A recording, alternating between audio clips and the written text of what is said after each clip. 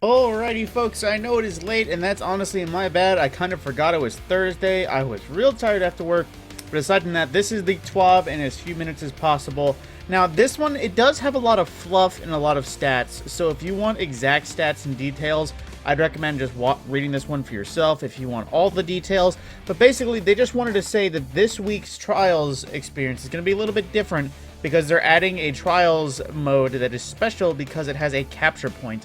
Where basically it's still 3v3 elimination, one life game mode, or one life unless rezzed, but there's also going to be a capture zone that spawns, and if you capture said capture zone, whoever gets it wins, and various other things like the same thing. They will usually be in the middle of the map in the first round and change locations each round, and whoever lost gets advantage spawn location, advantage spawn location, as well as double Trials rank points for every match, so you can rank up your Trials rank a little bit faster.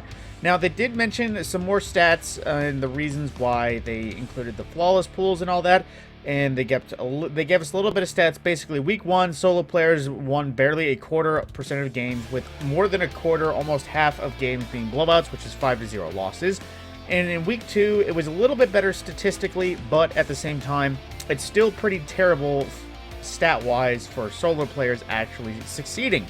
So with that, they try to freeline things they're trying to do to keep it competitive, and they can do more and more stats and blah blah blah. But basically, they're going to work on new details regarding things that didn't work. They saw 34% less matches played after, and the number of matches post flawless dropped by 45%.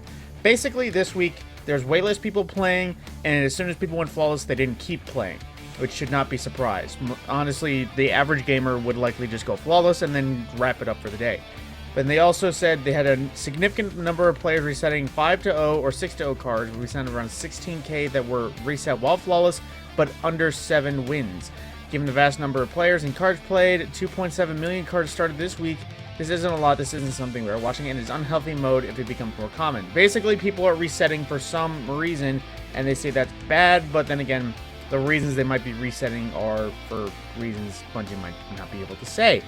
Now, normally we see nearly 50% of players who go flawless do it with someone else who is already flawless. Last week, it was 56%. This can either be traditional carry or just playing friends. That number dropped to 16% this week, which is unacceptably low for friend game content. Basically, Bungie is surprised that the end game sweat-a-thon of Trials of Osiris is basically less carry-friendly.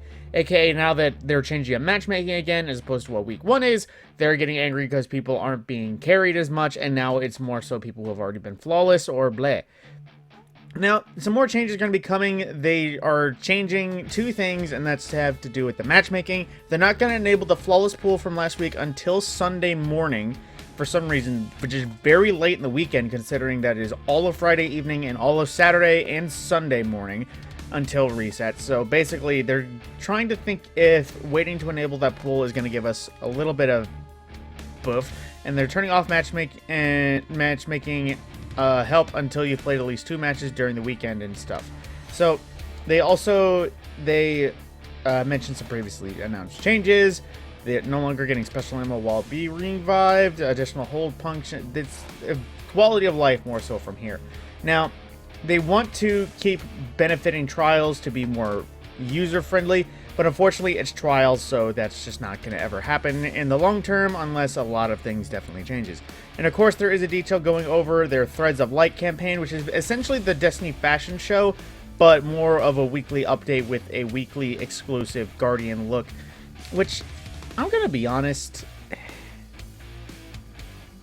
the fashion looks they picked for this week, well, I do actually like the Warlock because it's clashy and splashy and it actually looks good considering how many different shaders equipped. All the Hunter and Titan look pretty bland. Like, honestly, it's like grays and blacks, dark greens and blacks, bleh. And then this one is just freaking black and red, bleh.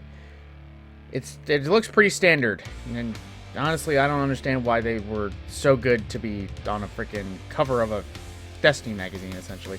But aside from my fashion sense, they of course announced another Prime drop, which is some ships, sparrows, ghosts, and emotes from Yong's past. So they also mentioned fixes and stuff. Now, of course, because Let's see, we've seen some questions about the new Cobalt Flash Flawless shader and why it's showing up in collections and bleh. But, of course, known issues is the main thing I will cover. The Astral Focusing perk from the Wayfinder's Compass doesn't give players a Tier 3 weapon from rescuing their first Techian of the week.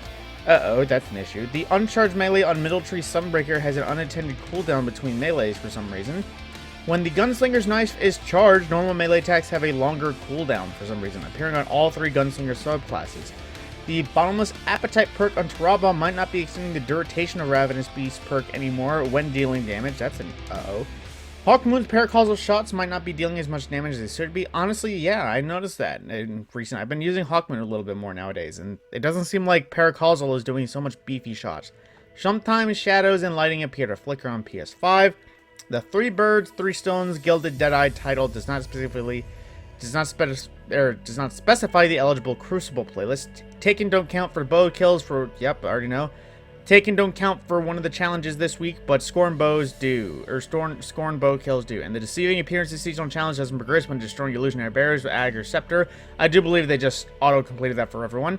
Players who purchase the Wayfinder's Compass rank 15 mod at rank 15, but they can't purchase it at rank 16 or something. The Wayfinder's Compass inventory updates 16 hours earlier than the weekly reset time at 10 AM Pacific.